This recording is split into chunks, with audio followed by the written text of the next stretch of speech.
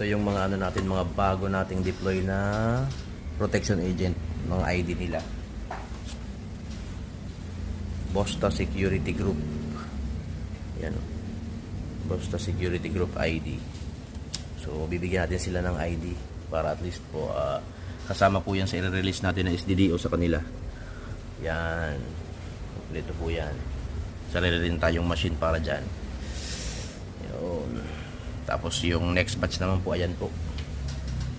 Ayan, naka-prepare na para paglabas po ng SDDO nila, i-release natin kasama yung ID nila sa SDDO and firearms.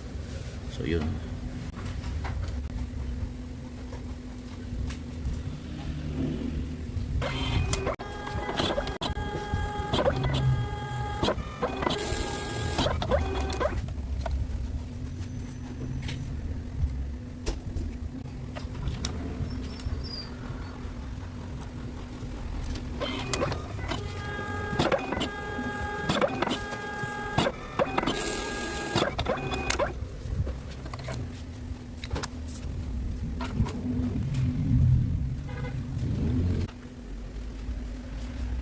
At nalalapit na rin ang ating opening sa ating susunod na batch.